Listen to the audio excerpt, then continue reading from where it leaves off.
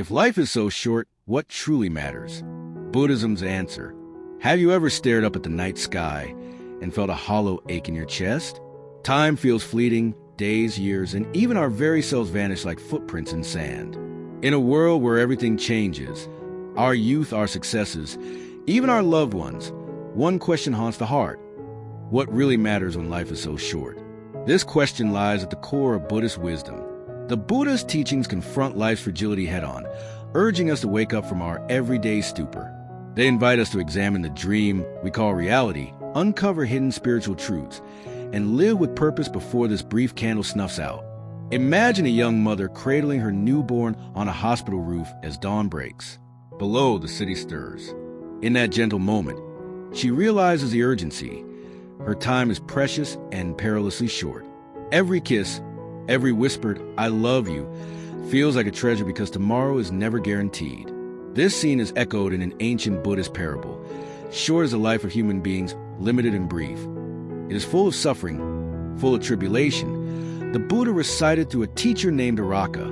In other words, when you look into the eyes of that baby, you feel both love and fear. Love for life and fear that will end. Today we'll journey through Buddhist insights and stories, some ancient, some modern. To answer that haunting question, we'll explore impermanence, consciousness beyond waking life, karma and past lives, deep meditation and awakening, and finally discover how this wisdom urges us to live fully. Now, along the way, we'll share real-life scenarios and heart-tugging tales, turning Buddhist teachings into something you can feel and practice. By the end, you'll see life as a gift that implores you, pay attention, because everything you know can vanish in the snap of a finger. Embracing impermanence, seeing life as it is. Drifting clouds remind us that everything in life is temporary. Buddhism calls this Anicca, impermanence. Imagine chasing a cloud across the sky. Try to grab it with your hands or pin it down, impossible. It changes shape and drifts away the moment you blink. In the same way, Buddhism teaches, everything we experience is like that cloud, beautiful but fleeting. Even our own lives are short, limited, and brief, as the Buddha stressed. He gave vivid metaphors. Human life is like a dewdrop on grass at sunrise, like a bubble on water, like a line drawn on water with a stick. Each image pierces our delusion of permanence. Think of a dewdrop shimmering in morning light. It's gorgeous but gone in an instant. Buddhism uses this to jolt us awake. Life is precious because it's so brief. Drifting clouds and glittering dewdrops aren't just poetic. They teach truth. They strip away fantasies of unending youth, endless time, or control. As Norman Fisher writes, impermanence is inescapable. Everything vanishes. Therefore, there is nothing more important than continuing the path with diligence. In other words, nothing we grasp will last. Every grand success, every sorrow or joy fades in time. When we don't accept this truth, we suffer. We cling to moments gone by or worry about tomorrow that never comes. But when we truly see impermanence, a powerful shift happens. Real life scene. Imagine you're scrolling through old photos on your phone. Birthdays, graduations, a beloved pet that's no longer with you. A wave of sadness hits. But beneath it is a spark of clarity. That laughter you shared, those quiet moments of love, that was life happening. Though time moved on, the memory teaches a lesson. Every moment was a gift. In Buddhism, recognizing impermanence encourages us to cherish what we have now. Instead of grumbling about mundane routines, we start waking up to life's magic in small things. Birdsong at dawn, a child's giggle, the warmth of sunlight. Because the alternative is living mechanically, as if eternity is guaranteed. Buddhist practice often begins with meditating on death. There's even a special reflection called Maranasati, mindfulness of death, to remind practitioners, remember that you cannot escape death.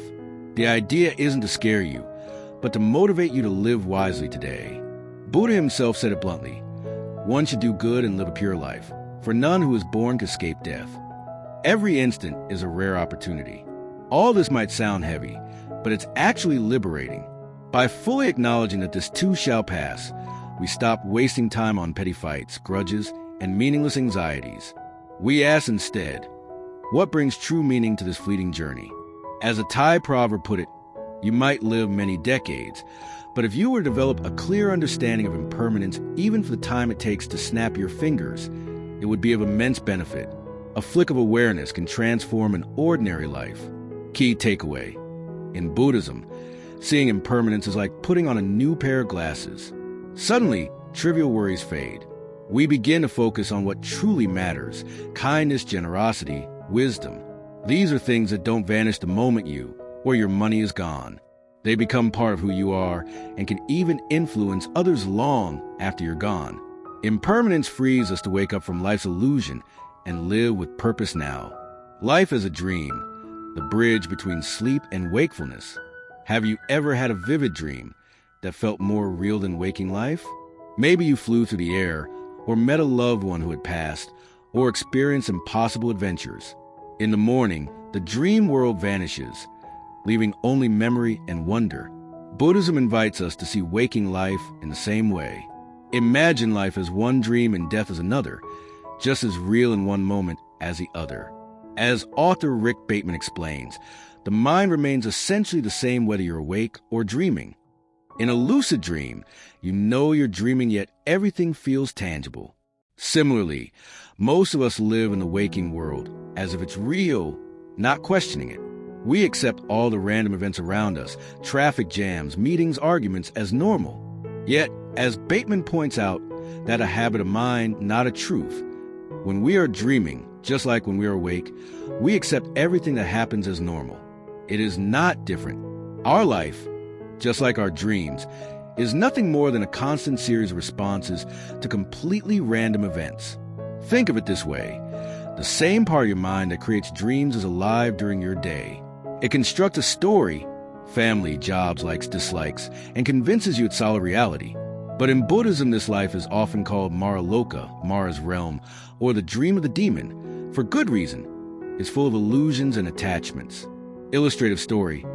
A young man, burdened by anxiety about his future, starts learning about dream yoga, a Buddhist practice. One night, he becomes lucid in a dream, aware he's dreaming. He flies over a cityscape, feeling boundless freedom. Waking up, he's shaken. He realizes that the fear and stress he felt when working in his office cubicle were as unreal as any dream, just another construction of the mind. If he could change everything in that dream, why cling to the story waking life tells him about failure or success? This story mirrors a core Buddhist insight. The Buddha awakened from this life dream. During his enlightenment, Siddhartha Gautama, the Buddha, saw that clinging to sensory pleasures only caused suffering, and that reality wasn't controllable as we believed. Buddhism often calls this realization waking up or enlightenment. Bateman notes, just as lucidity enables you to awaken in a dream, so you can awaken to the waking dream. This is the nature of the Buddha's awakening. The Buddha penetrated the illusion. He saw all things as temporary, interconnected, and bound to change. He realized that craving and aversion, the very habits of mind that make us stuck in repetitive storylines, must end. He stopped doing what everyone else was doing, which was grasping at temporary things in the belief they will make one happy, Bateman writes. And ironically, grasping was the source of unhappiness. Just like scrambling to hold on to a loved one's hand, even as death calls, the harder you hold, the more you suffer. Dream world secrets. Beyond metaphor, Buddhism has actual practices around dreams. In Tibetan Buddhism's dream yoga, practitioners train to remain aware during sleep, working with a dream state as a form of meditation. The idea is to pierce the dream's fabric and recognize its nature. Likewise, even outside tradition, we can learn to reflect. Is this life's script truly real, or are we dreaming along? Seeing life as a dream doesn't mean life isn't valuable. Far from it. Just as you might feel intense emotions in a dream, joy, terror, love. So Buddhism reminds us our emotions here are real for us. But if you awaken, those emotions lose their grip. Likewise, knowing life is dreamlike helps us let go of fear and regret. For example, argue with a friend over money might seem urgent, but if tomorrow we'll both be dead in 100 years, that fight is just smoke. In one sutta, the Buddha gives an audacious challenge. As great as all your good deeds might be, it would be even more fruitful still if you would develop perception of impermanence just for the time it takes to snap your fingers. It's like saying, In a single brief moment of insight, you can outstrip any lifetime of mindless good works. Why? Because by truly seeing reality, you redirect your whole life toward what matters, connecting to you. Next time you wake up, take a breath and ask, am I awake or dreaming? Not in the spooky sense, but in the way you feel your reality. If you're tired or stressed, consider if you're over-identifying with problems that, in the big picture, vanish like mist. This kind of wake-up call can be done anytime, anywhere. You might sit quietly and watch your thoughts pass, or simply remember that literally every scene in your life will one day end. Karma in past lives, the law that binds. Have you noticed how sometimes, despite our best efforts, life just doesn't seem fair? The kid who stole your idea back in school now has an easy life and self-confidence. The honest person who saved everyone at work gets laid off. Buddhism offers a lens to view these mysteries. Karma, the law of cause and effect. Karma isn't punishment or reward from a god. It's the natural law that our actions shape our future conditions. A classic story. A poor laborer is frustrated seeing the town's rich merchant flaunt wealth. The laborer asks the Buddha, why this inequality? The Buddha answers, all living beings have actions, karma, as their inheritance. It is karma that differentiates beings into low and high states. In simpler terms, you are the architect of your own fate. If you look deeply, you'll see patterns. Each anger or kindness you've sowed, intentional or not, ripens in ways you may not immediately recognize. This doesn't mean someone who suffers deserves it in a simplistic way, or that a wealthy person automatically earned fortune. Karma works over time, potentially across lifetimes. Buddhism teaches rebirth. The continuum of consciousness takes new forms after death. Your current life is influenced by countless actions from past, including those from before your current birth. That's why karma is sometimes called the inherited, congenital cause. Past lives. The idea of past lives can be tricky, but it's well attested in Buddhist texts. The Buddha himself recounted dozens of stories of his own past lifetimes, sometimes as simple animals, sometimes as wise men, never as a permanent self, but as a flow of causes and effects. These stories illustrate that an action, like generosity or violence, begets a corresponding result, even if the result appears in another life. A famous example is the story of King Mahasada, who through clever tactics resolved conflicts in his past life and was reborn with those same skills. In Theravada Buddhism, realizing past lives is considered one of the abhinas, supernormal knowledges. Modern perspective. Even if you're skeptical about literal rebirth, karma is a powerful moral incentive. Your actions in this life always have consequences. If you help someone, it comes back as support when you need it. If you gossip or harm someone, you might find misery or distrust following you. It's like throwing stones in a pond. The ripples eventually return to where you stand. Inspirational tale. There's a story of a grandmother who cared for stray cats in her neighborhood. Every day she left food by the alley, even joking to her friends, I'll probably be born a cat in my next life. Years later, during an illness, a mysterious figure cared for her at night with medicine and comfort. When she recovered, she found a note for the one who fed cats, along with her neighborhood's residents, signing a thank you card. While not mystical, she believed it was a karmic return of her kindness. She gave and ultimately received compassion in an unexpected form. Buddhism would smile and say, we create our own heaven. We create our own hell. Remember what the Buddha said. We ourselves are responsible for our own happiness and misery. That might seem daunting. Every choice matters. But it's also empowering. You can steer your life's direction with intention. Even a short life can be rich if lived with wholesome deeds and a heart of generosity. Karma in action. Start with small things.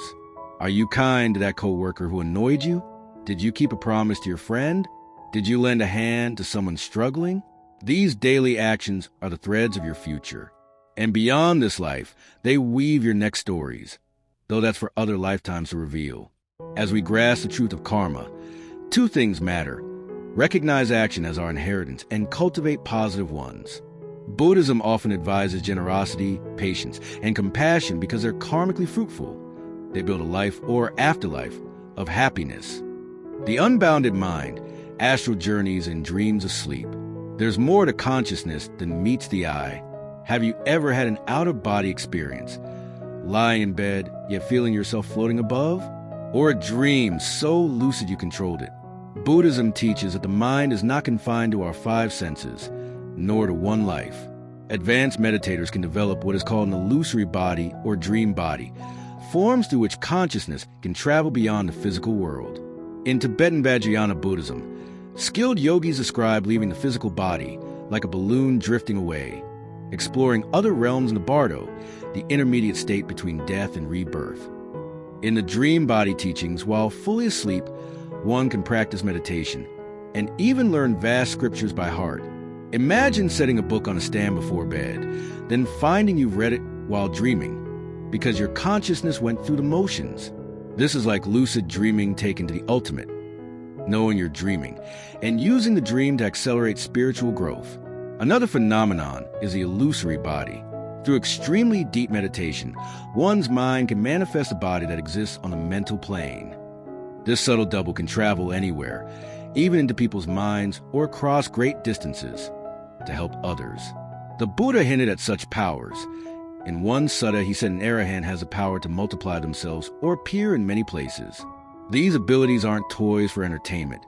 They demonstrate that our essence is not limited to this flesh and bones form. Whether or not you personally encounter these extraordinary states, the teachings point to profound truth.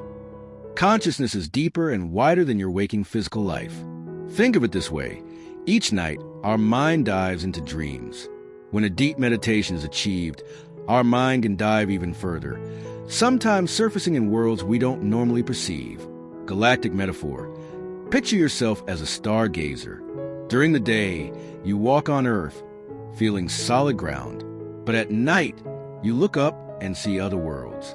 Astral projection in Buddhism says you can visit those worlds not just with a telescope, but with your mind. Embracing such possibilities has practical value. It humbles us. If our life is just one scene on a vast stage, then the things we fight over here may not be so earth-shattering. It also gives hope.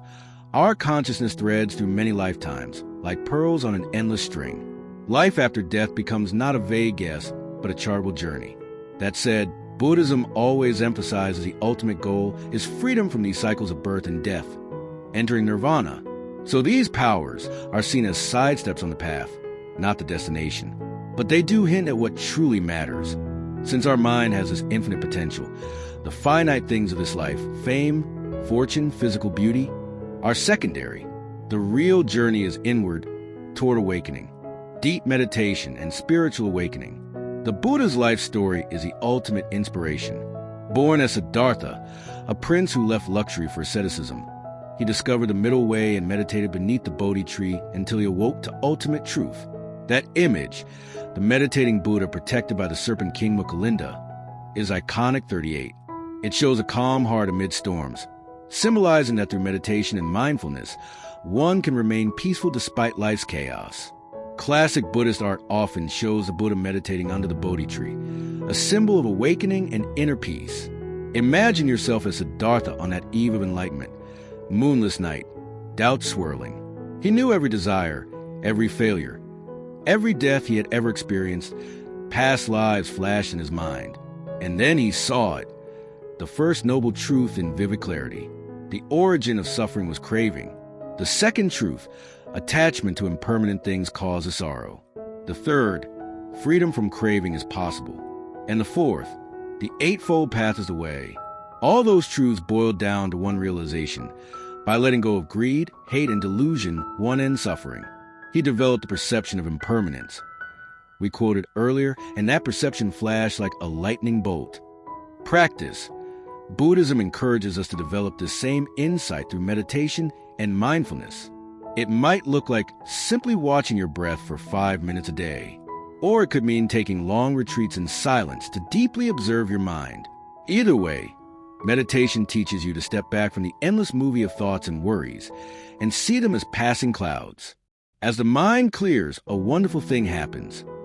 You begin to taste equanimity. Small irritations, a rude email or a traffic jam, don't toss you around as much. Joys become more intense because you're really there, not lost in preoccupation.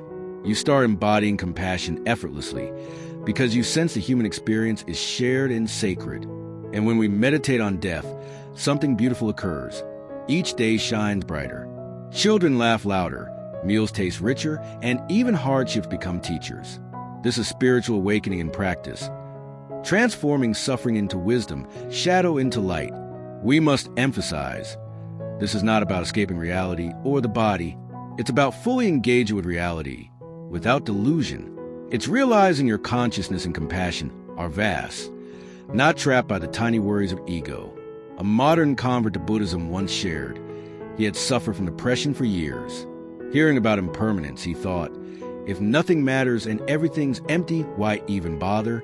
But as he meditated, he found the opposite. Recognizing impermanence made every moment alive. He started volunteering, connecting deeply with family, noticing the taste of tea, the warmth of the sun. His life, though still short, became meaningful. Just like Siddhartha, we don't have to sit under a tree for 49 days.